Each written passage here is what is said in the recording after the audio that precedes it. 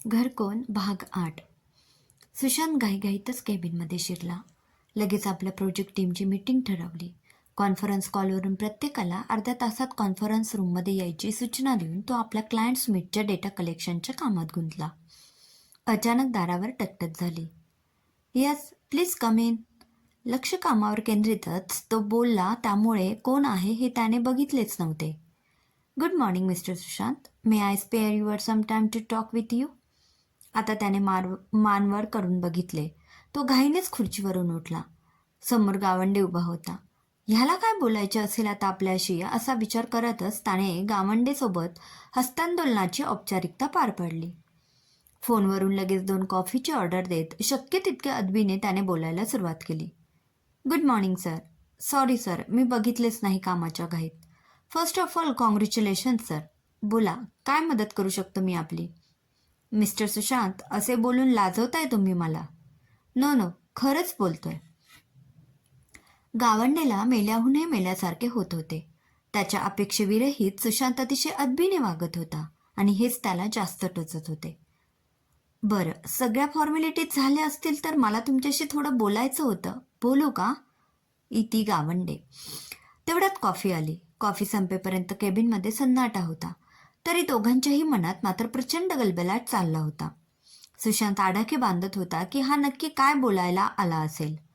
पण काही झाले तरी सुशांतचा निर्णय झालेला होता. आपण हा विषय शांततेनेच हाताळायचा हे त्याने मनाशी पक्के ठरवले होते. कॉफी संपली तसे गावंडेने बोलायला सुरुवात केली.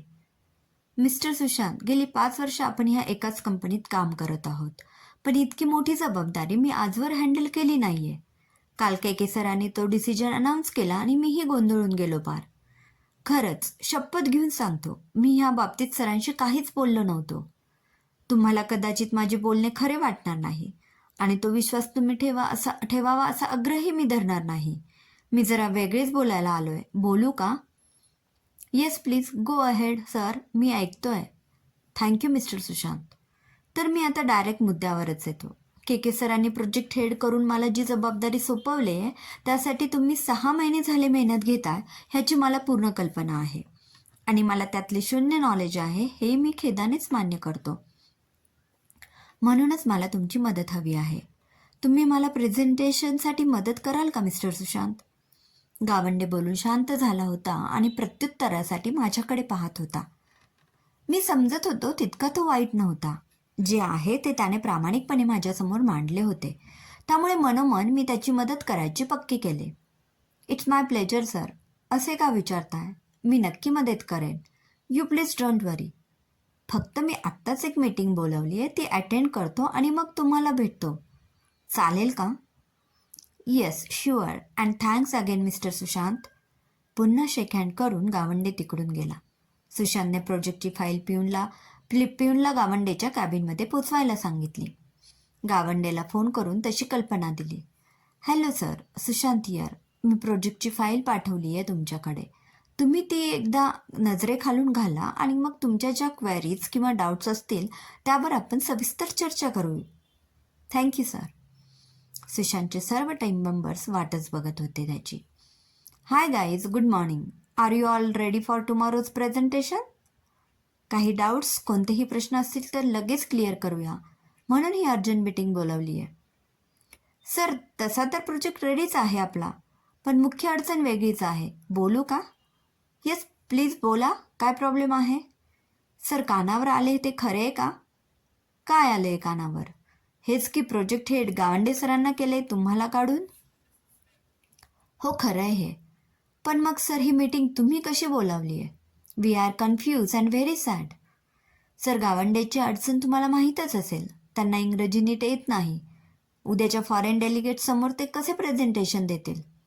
आणि जे काम 6 महिने आपण करतोय ते त्यांना एका दिवसात कसे जमणार आहे सर? त्यांना आम्ही लीडर मानत नाही. आम्ही सगळ्यांनी त्यांना सपोर्ट नाही करायचे असे ठरवले सर. सगळी मेहनत तुम्ही घेतलीत आणि हा आलाय आयते क्रेडिट घ्यायला. सर, आम्ही एकमताने ठरवले. आम्हाला प्रमोशन नाही मिळाले तरी चालेल, पण गावंडेलाही सक्सेस मिळू देणार नाही आम्ही. प्रोजेक्ट फेर गेले तर जाऊ दे. टीम मेंबर्स पोटतिडकीने तावातावाने बोलत होते. त्यांना समजवण्याची जी भूमिका रेवाने माझ्यासोबत बाबतीत पार पाडली तीच मला त्यांचा बॉस म्हणून पार पाडायची होती. झाले सर्वांचे बोलून की अजून काही बाकी आहे? आता मी बोलू? Yes sir. मिनिटभर सर्व शांत होते मला ऐकण्यासाठी. तर फ्रेंड्स, मलाही काल असाच राग आला होता. पण शांत डोक्याने विचार केल्यावर मला जे समजले तेच तुम्हालाही सांगतोय. जर योग्य वाटले तर ऐका, नाही तर तुम्हाला जे करायचे आहे ते करायला तुम्ही स्वतंत्र आहात. मला एक सांगा, आपण सगळे कोणासाठी काम करतो? ह्या कंपनीसाठी, राईट? राव काय, गावंडे काय, मी काय किंवा तुम्ही सर्वजण, आपण सर्वच या कंपनीचे एम्प्लॉईज आहोत. जर कंपनीचा फायदा झाला तर त्याच्या यशाचे भागीदार आपण सर्वच जण आहोत. त्यामुळे माझ्या जागी कोण आले हा विचार न करता कंपनीच्या भविष्यातील प्रगतीचा विचार करा.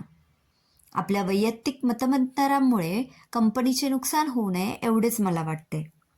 आणि टीम हेड फक्त बदललाय, बाकी सगळे ॲज इट इज तसेच राहणार आहे. त्यामुळे उद्याचे डील जर फायनल झाले तर तुम्हाला सर्वांना प्रमोशन मिळणार आहे.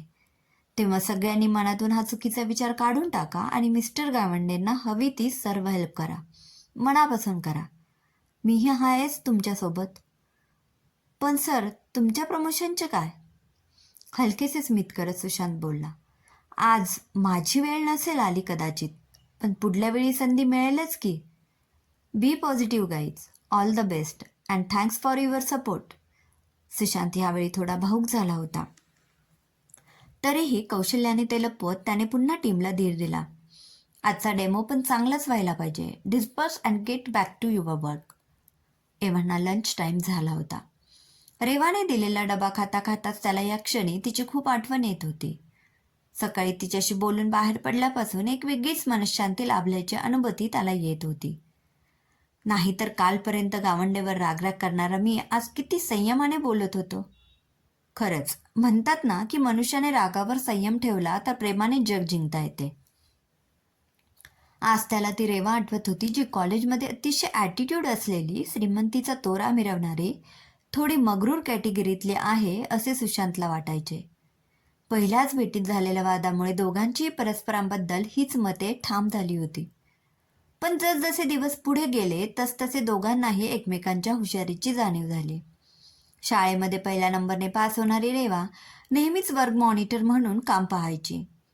त्यामुळे थोडा अरेरावीपणा तसाही तिच्यात होताच. काही दिवसातच कॉलेजच्या युवा लीडरच्या निवडणुकीत ती सर्वसंमतीने निवडून आली.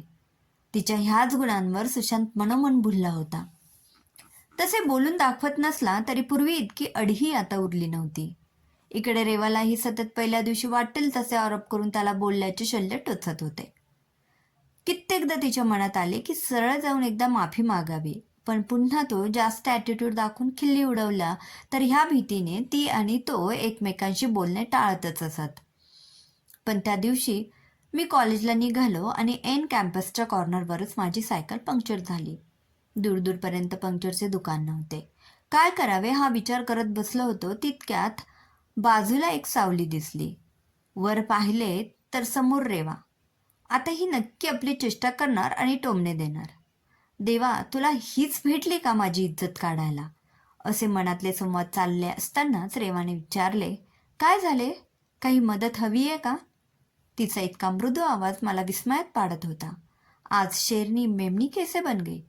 तरीही धीर करून म्हणालो, नाही, काहीच प्रॉब्लेम नाहीये. मला तर सायकलची हवा गेलेली साप दिसतेय. काय झाले प्लीज सांग. इति रेवा. काही नाही, सायकल पंक्चर झाली आहे आणि दुकानही नाही आहे जवळपास. पायी जायला ना दुकान जवळ आहे ना कॉलेज, म्हणजे आजचे लेक्चर बुडणार हे नक्की. काय करावे समजत नाही आहे. रेवाने लगेच सोल्युशन दिले. हात तिच्या, एवढेच ना, तुला डबल सीट चालवता येते का? अजूनही रेवा माझे नाव घेऊन बोलणे टाळत होती, पण तिची मदत करण्याची इच्छा मनापासून आहे हेही दिसत होते. मग मीही हो म्हणालो. त्याबरोबर तिने सांगितल्याप्रमाणे सायकल तिकडेच लॉक करून मी तिच्या सायकलवरून तिला डबल सीट घेऊन कॉलेजला पोहोचलो. उतरल्यावर तिला काहीतरी बोलायचे म्हणून म्हणालो, आज तू मदत केलीस म्हणून मी कॉलेजला वेळेत पोहोचू शकलो. ह्या बदल्यात तुलाही मदत लागली की सांग, मी जरूर करेन. त्यावर रेवा जे बोलली ते मला आजही लक्षात आहे. ती म्हणाली, मी जे मागेन ते देशील? थोडा मनातून घाबरतच मी हो म्हणालो, कारण ती पोरगी काय मागेल ह्याचा काही नेम नव्हता. पण तिने जे मागितले तिथेच माझे मन जिंकले होते. ती म्हणाली, माझ्या मैत्रीचा स्वीकार करशील? मला आनंद होईल तुझ्यासारखा हुशार मित्र मिळाला तर. बघ, विचार करून उत्तर दे, कारण तुला मी आवडत नाही हे मला माहिती आहे. आणि हो, ही सायकल तुला ठेव तुझी दुरुस्त होईपर्यंत. चल, क्लासला उशीर होतोय. त्या दिवशी रेवाचा खरा स्वभाव मला कळला होता. एखाद्या वाईट प्रसंगामुळे व्यक्ती पूर्णतः वाईट असे जे आपण ठोकताळे लावतो ते किती चुकीचे असतात हे आज गावंडेच्याही बोलण्यातून नव्याने सिद्ध झाले. फोनची घंटी वाजली आणि सुशांतची तंद्रीभंग पावली. त्याने गडबडीतच फोन उचलला. के सर केबिनमध्ये बोलवत होते. सुशांतने मनोमन रेवाला धन्यवाद देत केकेच्या केबिनकडे निघाला. क्रमशः. लेखिका राधिका कुलकर्णी. धन्यवाद.